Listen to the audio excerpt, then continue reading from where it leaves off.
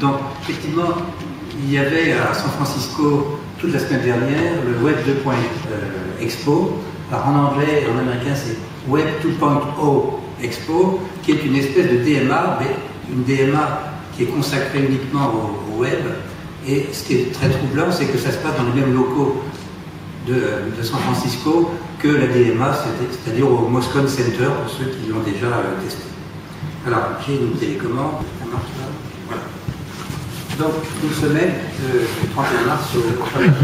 Alors, le thème de l'expo, c'était le power of less, c'est-à-dire plus, moins égale plus. Alors, ça tombe bien, tout le monde a dit ça, parce que c'est la crise, et la crise n'épargne pas forcément Internet, mais Internet peut être une solution à la crise.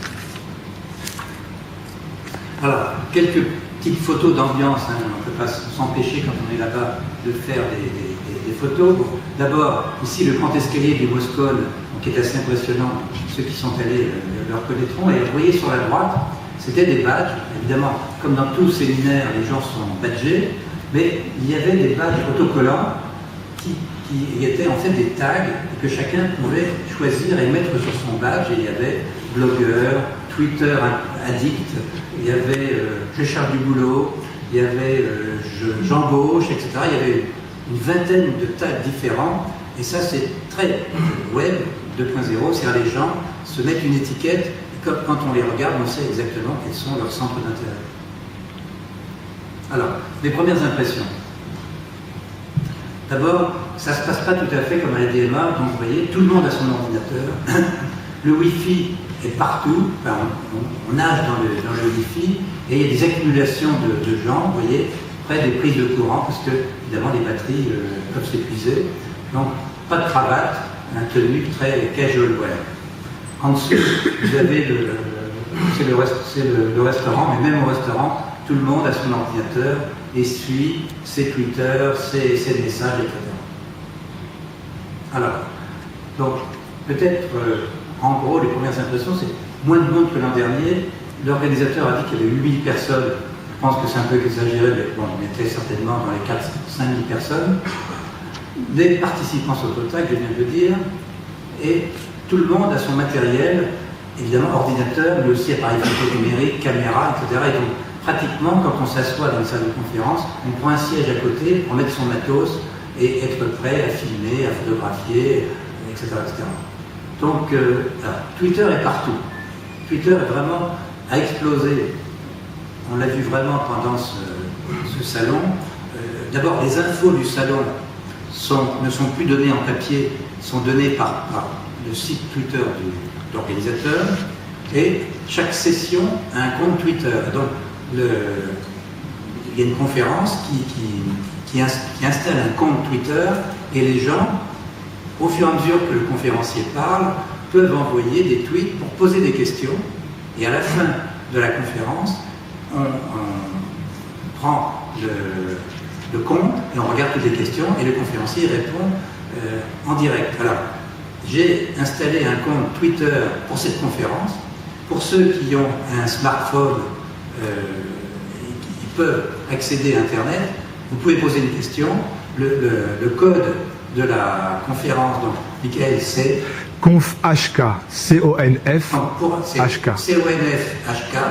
Et pour aller à C-O-N-F-HK, vous faites sur Google ou sur un navigateur quelconque, twitter.com /HK. CONF-HK.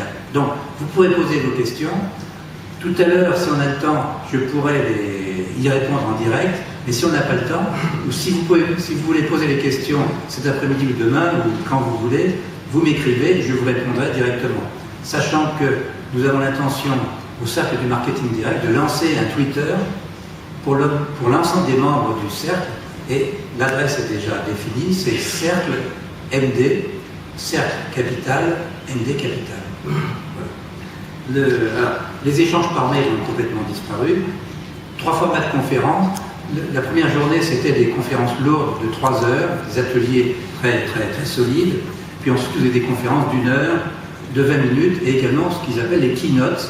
C'est-à-dire que il y a des personnalités qui arrivent. Donc il y a eu un des directeurs de Google spécialisé dans les télécommunications qui a fait une intervention tout à fait intéressante.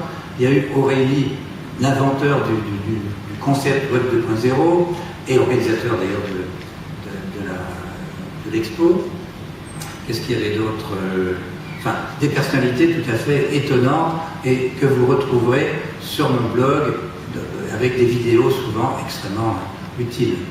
Alors, l'embarras du choix, c'est à tout moment, donc on pouvait choisir une dizaine de conférences et tout ça toutes les demi-heures, donc ça veut dire qu'il y avait vraiment il y avait quoi faire.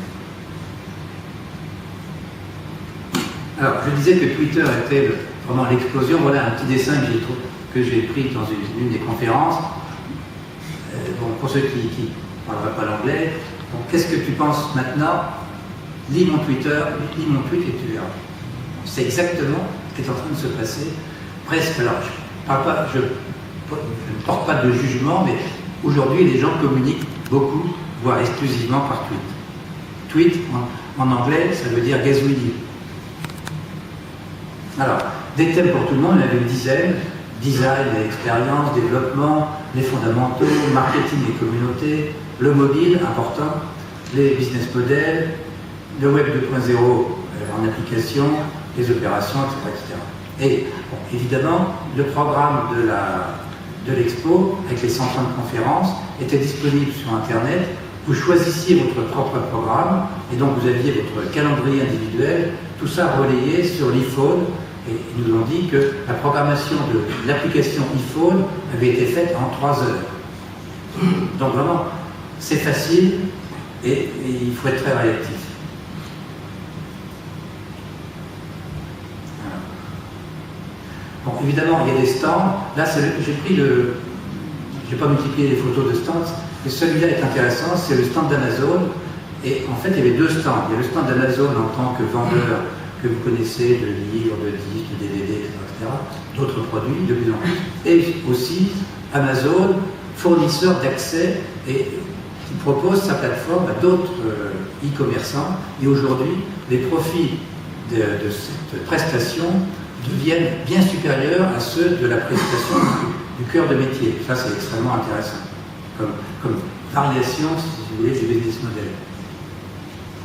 Bon, ça c'est une des salles de conférence. Ce qui change par rapport à la DMA, c'est que tout le monde, vraiment tout le monde a son ordinateur, son iPhone ou son BlackBerry à côté de lui et